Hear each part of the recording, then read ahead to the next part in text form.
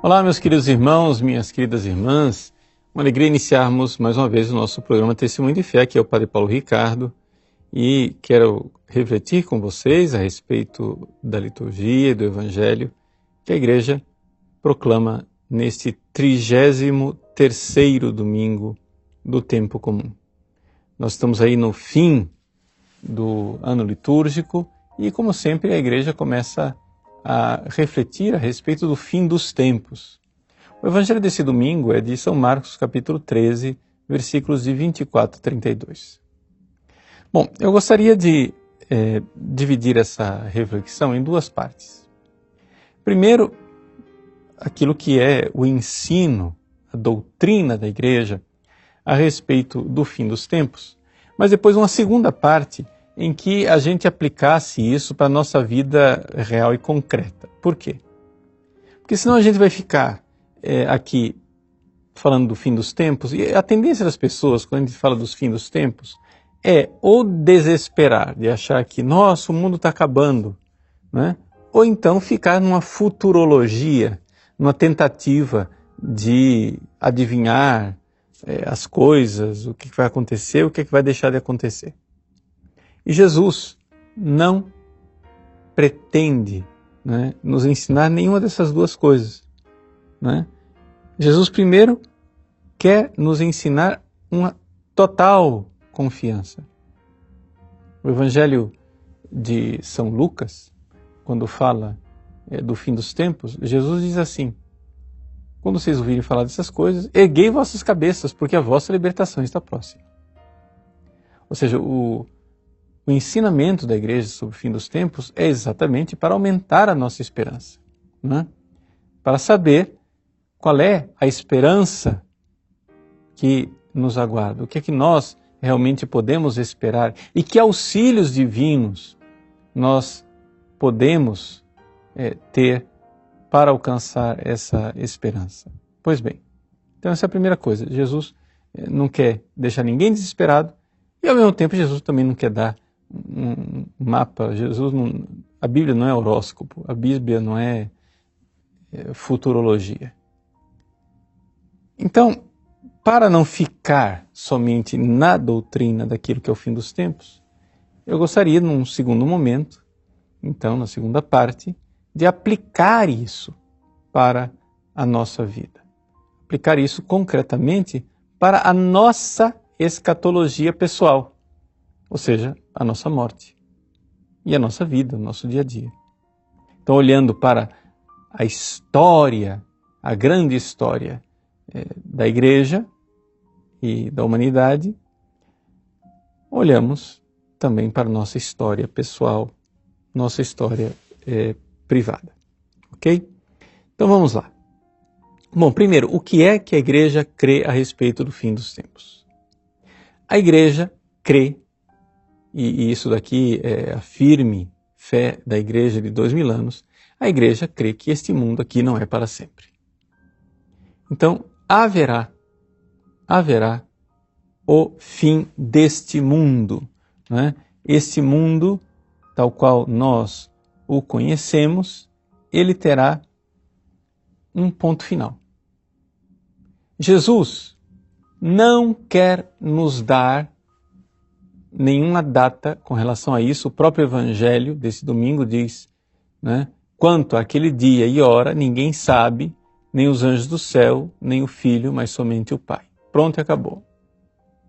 Não é para falar de data, não é para colocar prazos, ok?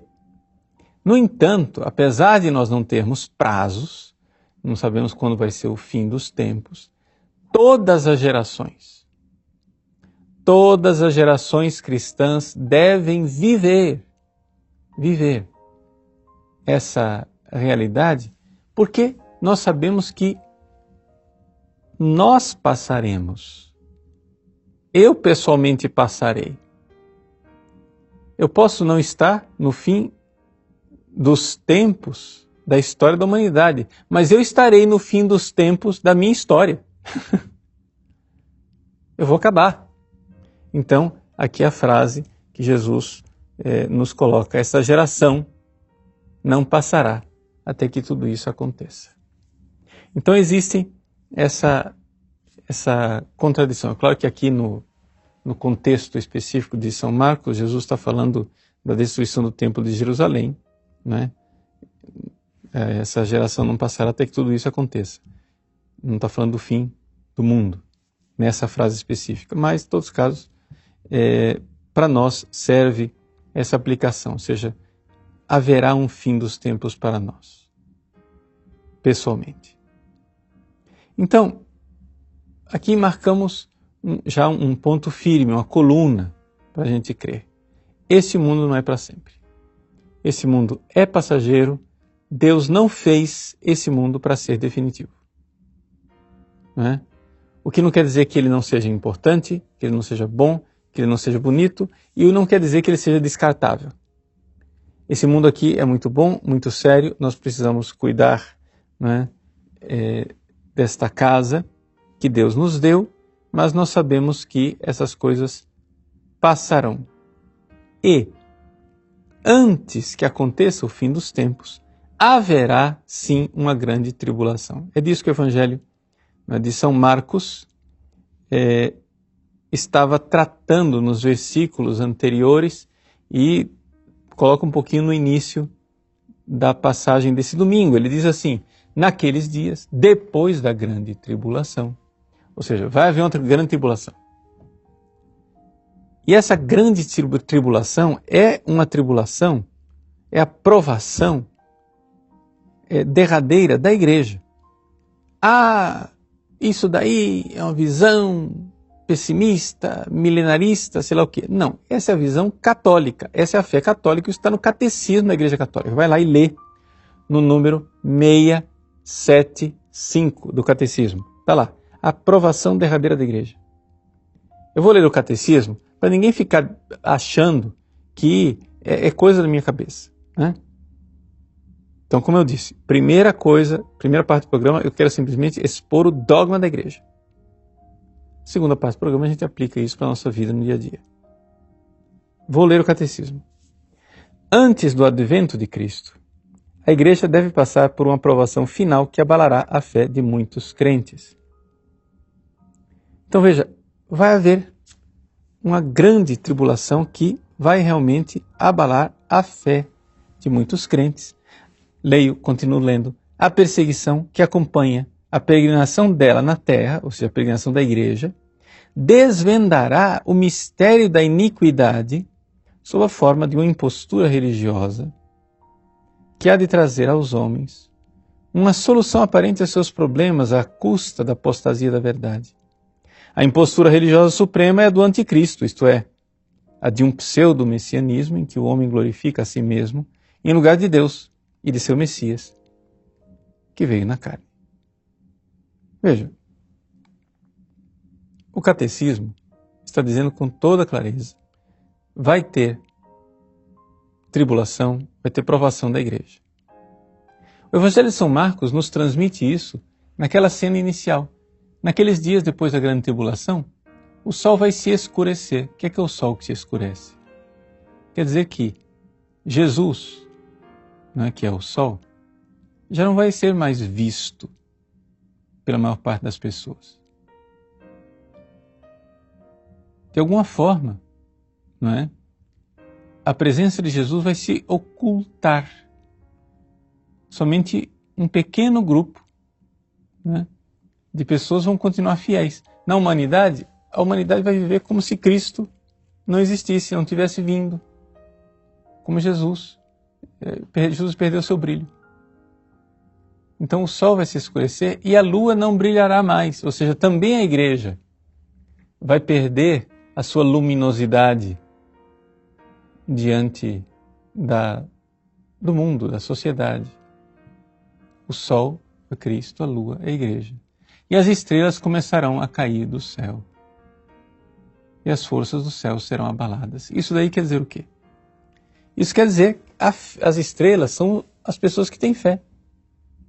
Ficarão abaladas. O próprio catecismo está dizendo isso. A provação final que abalará a fé de muitos crentes. Então a igreja, ela vai perder o seu brilho. O próprio catecismo diz isso no número 677, quando ele diz assim, que o reino não se realizará por um triunfo histórico da igreja, né? Mas por uma vitória de Deus sobre o desencadeamento último do mal.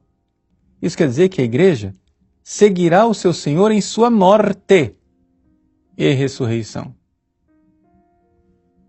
Isso aqui pode parecer muito chocante para algumas pessoas, mas é o nosso catecismo.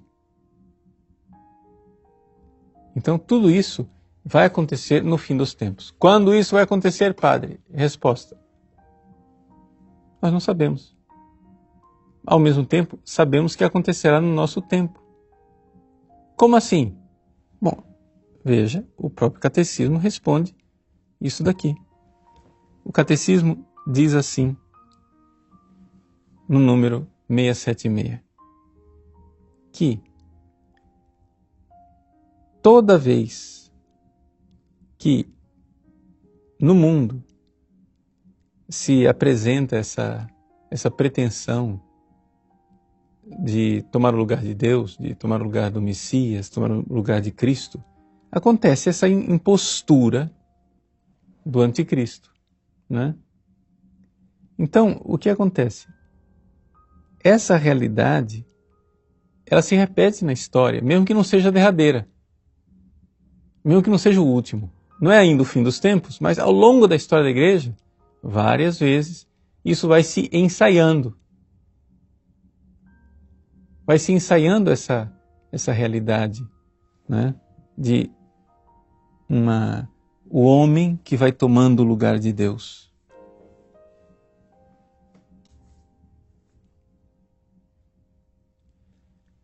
Então é importante nós termos a fé muito clara. Vamos lá. Para amarrar essa primeira parte da nossa reflexão, que eu disse que era um pouco o catecismo. Esse mundo não é para sempre. Haverá um fim da história da humanidade. Antes do fim, haverá uma grande tribulação e uma grande perseguição da igreja. Nessa grande tribulação e perseguição, Jesus já não vai ser mais visto pelas pessoas através da luz da fé. Isso quer dizer que o sol perde seu brilho. A igreja também, de alguma forma, vai como que desaparecer da face da terra. A lua não brilhará mais. E muitas pessoas que têm fé perderão a fé. Vai ser o que nós chamamos de a grande apostasia, né? Tudo isso está no catecismo, tudo isso está no evangelho desse domingo, tudo isso está no catecismo. Isso vai acontecer no fim dos tempos. Agora, então, virá Jesus gloriosamente. Essa vinda gloriosa de Jesus vem para dar o triunfo, não é, à sua esposa, que é a igreja, que, como o seu divino esposo, ela passou por uma espécie de morte e agora precisa ressuscitar. Então, na verdade, se a gente pudesse dizer assim, nós podemos dizer que o que aconteceu com Jesus, especificamente, morte e ressurreição, é o que acontecerá com a sua esposa, a igreja, morte e ressurreição, e isso explica a escatologia. Isso explica o fim dos tempos, isso explica a história da humanidade. Esse será o caminho. O caminho é a cruz e a ressurreição. Ok? Pronto. Está claro? Essa é a nossa fé. Isso não se questiona. O que nós não sabemos é quando isso acontecerá. Mas aqui vem a aplicação para a nossa vida. A aplicação para a nossa vida é o seguinte. Gente, se vier ou não vier no nosso tempo, eu não sei, acontece que cada geração cristã vive uma paixão, morte e ressurreição. Se é a definitiva, eu não sei, eu só sei que é a nossa. Entendeu? O pessoal fica curiosando, querendo saber se esta é a provação definitiva, se é a paixão definitiva,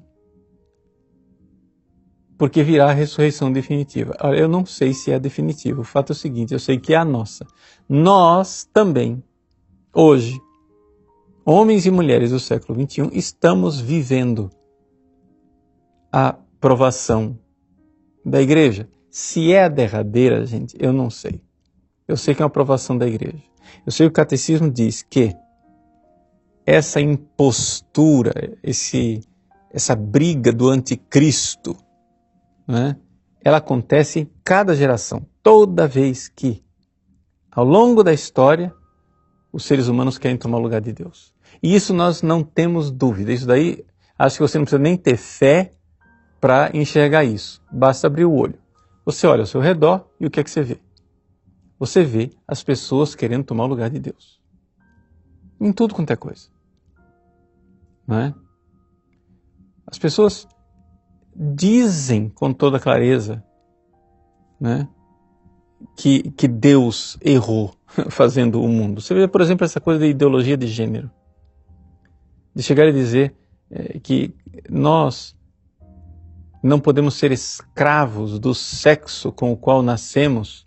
Nós precisamos ser livres para determinar qual é o gênero que eu vou ter. O que é isso? Vamos trocar em miúdo isso. Isso aqui é o homem tomando o lugar de Deus. Quer dizer, Deus criou você com sexo, Deus criou você com sexo masculino, ou Deus criou você com sexo feminino. Ponto. Mas você quer agora decidir o que você vai ser. É o homem colocando no lugar de Deus. Veja, nós estamos numa tal pretensão de engenharia social, onde as pessoas estão tomando o lugar de Deus e nós agora é que determinamos o que é certo e o que é errado. Nós, ao invés de pegarmos os 10 mandamentos, não é, que Deus colocou, nós vamos criando uma ética paralela. Entende? Veja, nós estamos... Quando Moisés desceu da montanha, ele trouxe as 2 tábuas da lei. É como se ele tivesse arrancado as 2 tábuas da mão de Moisés, né? Apagado o que estava escrito lá, e vamos agora escrever os nossos mandamentos. Isso está acontecendo, as pessoas estão tomando o lugar de Deus. Isso a gente vê na nossa vida, isso influencia diretamente a nossa vida. Por exemplo, você diz, os 10 mandamentos, honrar pai e mãe. Não tem esse negócio de honrar pai e mãe. Agora o negócio é o seguinte, o crime é outro. É se o pai ou a mãe constrangir o filho e quiser educar o filho. Se um pai ou a mãe quiser educar um filho, pode chamar a polícia. A delegacia do menor está aí para isso. Veja, essa é o mandamento ao contrário. Honrar pai, o 4º mandamento não existe mais. Existe agora o pátrio poder do pai e da mãe, agora é do Estado. É o Estado que manda nos filhos. Honrar pai e mãe é o seguinte, nunca você pode, né, deixar de honrar e de venerar essa falsa ética dessa sociedade maluca revolucionária que está aí. Ponha seu pai e sua mãe na cadeia, mas não desobedeça a ética dominante. 5º mandamento, não matar. Você não pode matar os animaizinhos. Não é? As pessoas derramam lágrimas sem fim porque um cachorrinho foi atropelado. Mas abortar uma criança, isso não é nada. O mico-leão dourado é um drama. Não é?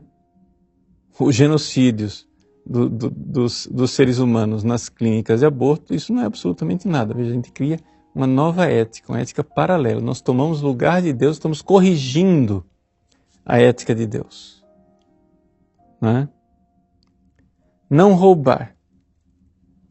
Não roubar é o que Deus nos deu, a ética criada por Deus, mas temos agora uma ética paralela, não é? Que é o seguinte, nós vamos fazer do dinheiro o nosso Deus. Todo mundo vive para o dinheiro. Os capitalistas vivem para a ganância. Os marxistas vivem para a inveja. Um quer ganhar dinheiro, o outro quer dividir o dinheiro do outro. E essa é a ética da coisa. E assim por diante. Veja, não desejar a mulher do próximo. Não, mas agora se você não vir pornografia é porque você é recalcado, porque você você tem algum problema. É normal. Vejam, essa ética substituta, nós tomamos o lugar de Deus, nós estamos tomando o lugar de Deus, e isso é um absurdo tão grande, isso é uma realidade tão abominável, que isto é o anticristo hoje. Acontece o seguinte, gente, eu não sei se o fim do mundo e da história do planeta vai acontecer no prazo da minha vida. Eu só sei que é o seguinte, a minha morte vai acontecer no prazo da minha vida. E eu irei me apresentar diante do justo juiz para julgar os vivos e os mortos. E a pergunta é a seguinte, a quem eu estou querendo agradar? A quem eu estou querendo servir?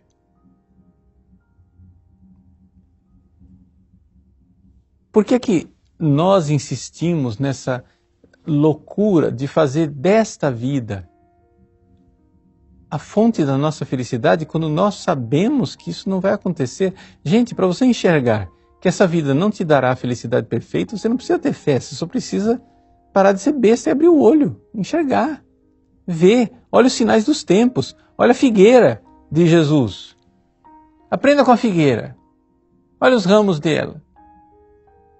Se estão verdes e as folhas começam a brotar, você sabe que o verão está perto. Pois bem, olha para o mundo. Você está vendo as coisas passarem? Você está vendo que o mundo não te dá felicidade? Você está vendo que essa loucura de servir ao dinheiro o tempo todo, que destrói as famílias, isso daí você está vendo claramente que esses deuses que nós escolhemos, o Deus do poder, o Deus do sexo, o Deus do dinheiro, nós enxergamos com toda clareza que isso é uma escravidão, que isto não dá felicidade a ninguém. Olha os sinais dos tempos, abre os olhos, veja que você está envelhecendo, veja que esse corpo que você leva, né, para a academia, um dia vai ficar velho, você não vai ser jovenzinho para sempre. Essa saúde que você tanto cuida, e faz bem de cuidar, porque ele é um dom de Deus, mas um dia você vai perder a saúde. E esses bens que você tanto acumula, um dia você vai perdê-los. Gente, se desapeguem deste mundo, porque a morte será um desapego de uma vez só. Entendeu? A morte, ela é um desapego. Então, vivamos para o verdadeiro Senhor. Para aquele Senhor que não morre, que não vai nos abandonar. Jesus nos coloca estas palavras do Evangelho não para nos colocar medo, mas para nos dar uma grande esperança. Ele está do nosso lado. Ele vai nos dando força para sermos fiéis, para permanecermos fiéis aos seus mandamentos, servindo a este bom Senhor, amando este bom Senhor, esperando a felicidade que virá, sem cairmos na armadilha de imposturas anticrísticas do homem que se coloca no lugar de Deus. E isso acontece em todas as gerações cristãs, mas acontecerá, sobretudo, na última e derradeira provação da igreja. Que Deus abençoe você, que ao participar da Sagrada Liturgia, nesse domingo, você esteja aberto a este justo, generoso e misericordioso juiz com o qual nós iremos nos encontrar depois de uma vida em que viveremos na fidelidade e na misericórdia dele. Deus o abençoe. Em nome do Pai, e do Filho e do Espírito Santo. Amém.